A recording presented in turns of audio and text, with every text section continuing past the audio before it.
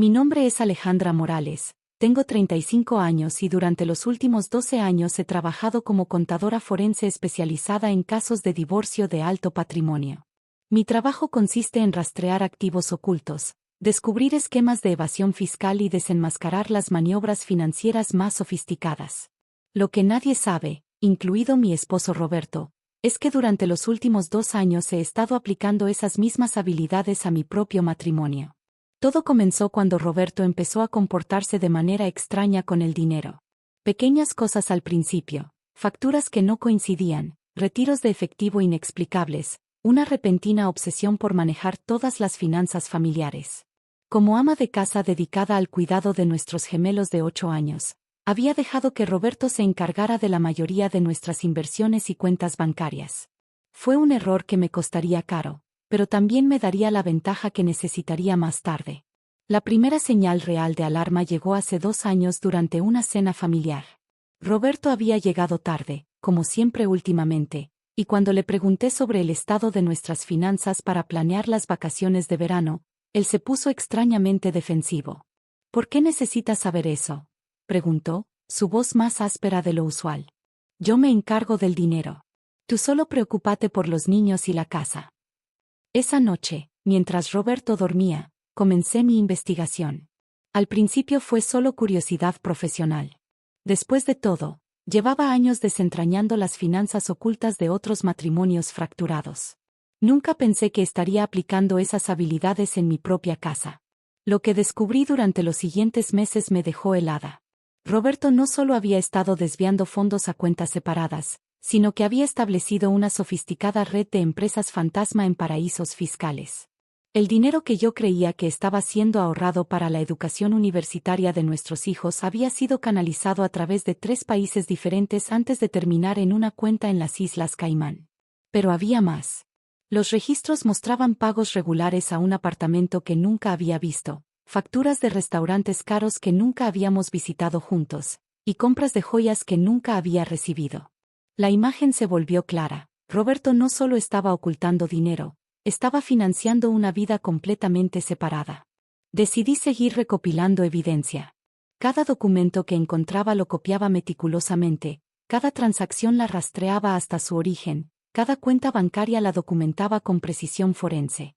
Si iba a confrontar a Roberto, necesitaba pruebas irrefutables. La confrontación llegó 6 meses después, cuando encontré a Roberto empacando una maleta una mañana temprano. ¿A dónde vas?, pregunté, aunque ya sabía la respuesta.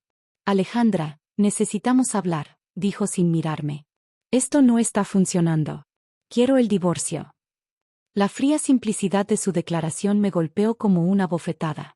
12 años de matrimonio, 2 hijos, una vida construida juntos, y él lo resumía en 3 oraciones. ¿Hay alguien más?, pregunté, manteniendo mi voz estable.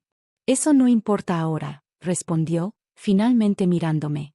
He contratado a un abogado. Él se pondrá en contacto contigo. Y con eso, Roberto se fue, llevándose solo una maleta pero dejando atrás una devastación financiera que él creía que yo nunca descubriría. Una semana después recibí la llamada del abogado de Roberto. Licenciado Martín Vega, de la prestigiosa firma Vega y Asociados. Su voz por teléfono era suave pero condescendiente, el tono de alguien acostumbrado a intimidar a esposas abandonadas. Señora Morales, soy el licenciado Vega. Represento a su esposo en el proceso de divorcio. Necesitamos reunirnos para discutir los términos.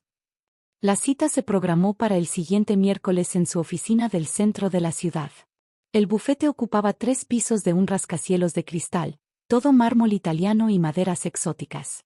Claramente, el licenciado Vega estaba acostumbrado a clientes con dinero. La recepcionista, una mujer joven con una sonrisa practicada, me guió a través de pasillos llenos de diplomas y fotografías de Vega con políticos y empresarios prominentes. Su oficina era un monumento a su ego, enorme, con vista panorámica de la ciudad, y decorada con arte que probablemente costaba más que la casa donde había criado a mis hijos. Licenciado Vega era exactamente lo que había esperado: cincuentón, traje caro, reloj que costaba más que un auto, y esa sonrisa depredadora que reconocía de años de trabajar en casos de divorcio. Estaba sentado detrás de un escritorio del tamaño de una mesa de ping-pong, con varios expedientes abiertos frente a él. Señora Morales, dijo sin levantarse para saludarme. Por favor, siéntese.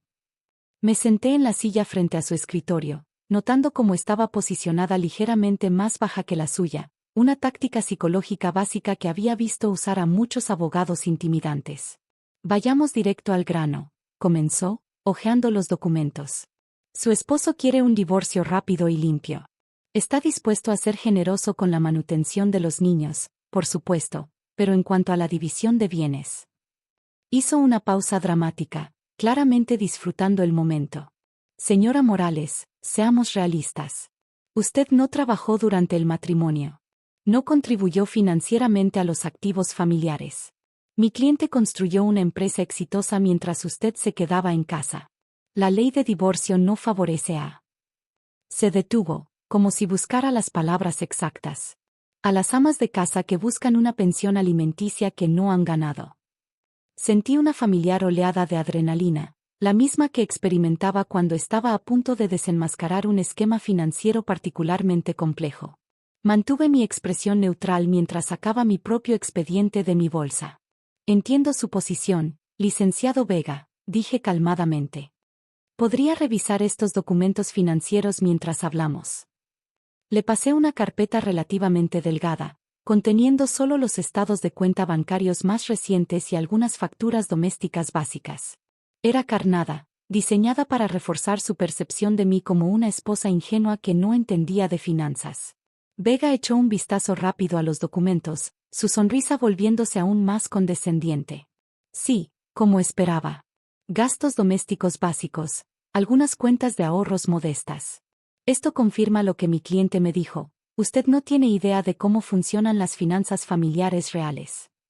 Se reclinó en su silla, claramente disfrutando lo que percibía como su dominio total de la situación. Mire, señora Morales, comprendo que esto debe ser difícil para usted. El divorcio nunca es fácil, especialmente para alguien en su posición. Pero seamos honestos aquí. Usted es solo otra ama de casa desesperada tratando de conseguir una pensión alimenticia que no se merece. Sus palabras cayeron como balas en el silencio de la oficina. Había cruzado una línea, y ambos lo sabíamos. Pero lo que él no sabía era que acababa de activar la trampa que había estado preparando durante 2 años. Interesante perspectiva, licenciado, respondí, manteniendo mi voz profesionalmente neutral. ¿Podría decirme qué sabe sobre las finanzas de mi esposo? Específicamente sobre sus inversiones internacionales. Vega frunció el ceño ligeramente. Su esposo tiene inversiones diversificadas, como cualquier empresario exitoso. Nada que una ama de casa necesite entender. ¿Y qué hay de Cayman Financial Services Corporation? El cambio en su expresión fue sutil pero inconfundible. Un ligero endurecimiento alrededor de los ojos, una tensión casi imperceptible en su mandíbula. No estoy seguro de a qué se refiere, dijo, pero su voz había perdido parte de su confianza anterior. Saqué mi teléfono y marqué un número que había memorizado semanas atrás. Hola, Janet. Soy Alejandra. Sí, estoy en la reunión ahora. ¿Podrías confirmar que los documentos están listos para mañana? Perfecto. Sí, todas las cuentas en Caimán, Suiza, y las empresas fantasma en Delaware. Excelente trabajo rastreando esas transferencias a través de Singapur. Colgué y miré a Vega, quien ahora parecía significativamente menos cómodo. Disculpe la interrupción. ¿Dónde estábamos? Sí, usted estaba explicando por qué una simple ama de casa no merecería una parte equitativa de los activos matrimoniales ocultos en paraísos fiscales. El silencio que siguió fue ensordecedor. Vega me miraba como si estuviese viendo un fantasma.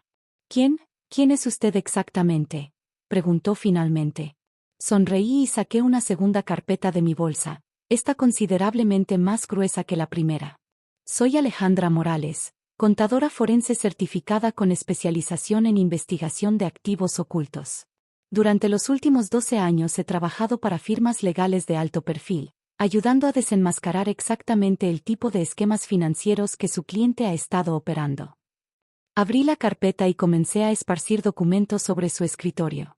Estos son los registros completos de las actividades financieras de Roberto durante los últimos 3 años. transferencias bancarias, registros corporativos, documentos de constitución de empresas fantasma, y por supuesto, la evidencia de que usted, licenciado Vega, ayudó a establecer varias de estas entidades. Vega palideció visiblemente. Eso es imposible. ¿Usted no podría haber accedido a los registros bancarios internacionales? ¿A los documentos corporativos registrados bajo nombres falsos? ¿A las comunicaciones entre usted y mi esposo discutiendo estrategias para ocultar activos antes del divorcio? Saqué mi grabadora digital y la puse sobre el escritorio. Licenciado Vega, reconoce su voz en esta grabación del 15 de marzo, discutiendo con Roberto Morales cómo transferir fondos a cuentas offshore antes de iniciar el divorcio. Presioné play y su propia voz llenó la oficina. Roberto, necesitamos mover el dinero antes de que ella se dé cuenta. Una vez que esté en Caimán, será casi imposible de rastrear en un divorcio. Vega se desplomó en su silla como si le hubiesen quitado todo el aire de los pulmones. ¿Cómo obtuvo esa grabación? Métodos profesionales completamente legales, respondí. Resulta que cuando su cliente instaló software de monitoreo en mi computadora para controlar mis actividades online, no se dio cuenta de que yo había instalado mi propio software de monitoreo en su teléfono mucho antes. Todo lo que discutieron, cada plan que hicieron, cada esquema que implementaron, yo lo sabía. Me levanté y caminé hacia la ventana, mirando la ciudad que se extendía abajo. Verá, licenciado Vega, durante 2 años he estado construyendo este caso. No solo como una esposa traicionada, sino como una profesional haciendo lo que mejor sabe hacer. Cada transacción rastreada, cada documento autenticado, cada comunicación registrada. Su cliente no me está dejando por otra mujer, aunque eso también esté documentado. Me está dejando porque descubrió que yo sabía sobre sus actividades financieras ilegales y tuvo pánico. Me giré para enfrentarlo. Roberto encontró mis notas de investigación hace 3 semanas. Por eso la repentina decisión de divorciarse. Él piensa que si me deja primero y controla la narrativa, puede minimizar el daño.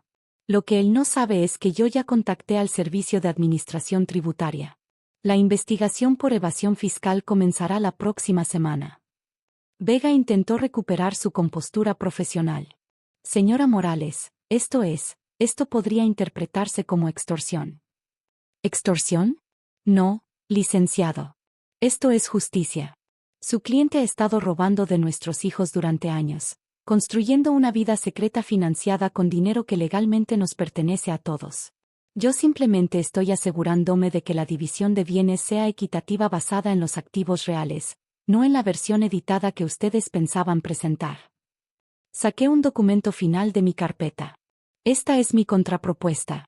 Roberto puede quedarse con la empresa, pero yo quiero el 60% de todos los activos líquidos, incluyendo las cuentas offshore. Los niños y yo nos quedaremos con la casa. Él pagará manutención infantil basada en sus ingresos reales, no en los números ficticios que declara en sus impuestos. Vega leyó el documento, su rostro pasando por varios tonos de palidez. Esto es imposible. Está pidiendo millones de dólares. Estoy pidiendo lo que legalmente me corresponde.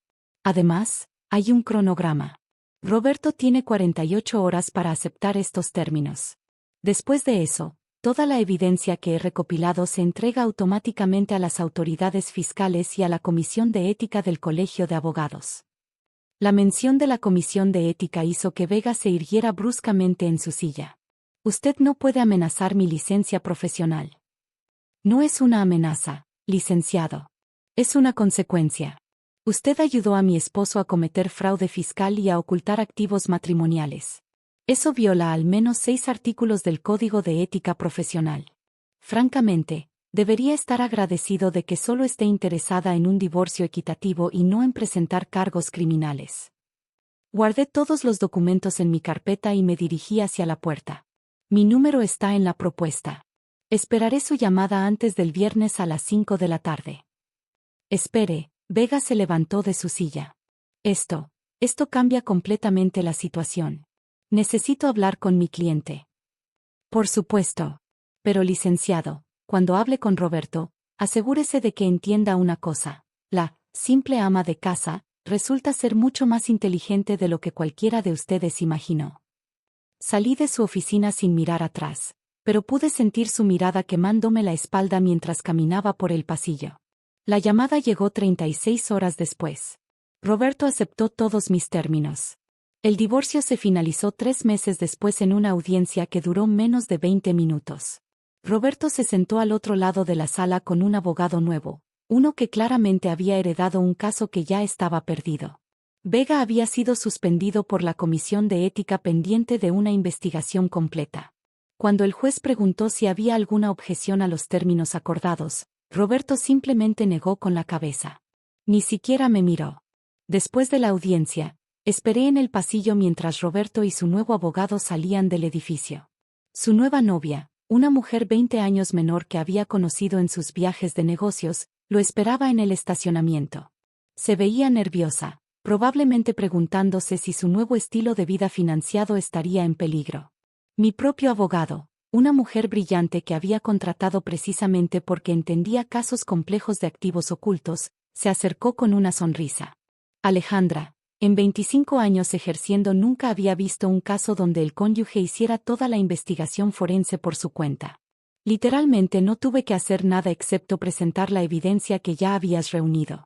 Sonreí, pensando en las largas noches de los últimos 2 años, rastreando transferencias bancarias y desentrañando empresas fantasma mientras Roberto dormía en la habitación de al lado. Supongo que las habilidades profesionales son útiles sin importar dónde las apliques. 6 meses después, me mudé con los niños a una casa nueva en un barrio mejor. Roberto está luchando financieramente, ya que resulta que mantener 2 familias es caro cuando no puedes acceder a fondos ocultos offshore. Su novia lo dejó cuando se dio cuenta de que su exitoso empresario no era tan exitoso después de todo. Yo regresé al trabajo de tiempo completo, pero ahora como socia en mi nueva firma de contabilidad forense. Mi especialidad: casos de divorcio de alto patrimonio donde se sospecha que hay activos ocultos. Mi primer caso fue una referencia del juez que manejó mi propio divorcio. Aparentemente, mi reputación por la investigación meticulosa ya estaba circulando en los círculos legales locales. Mis hijos están floreciendo en su nueva escuela, financiada por las cuentas educativas que Roberto pensó que había vaciado. Resulta que cuando sabes exactamente dónde está escondido el dinero, es mucho más fácil asegurarte de que llegue a donde debe estar.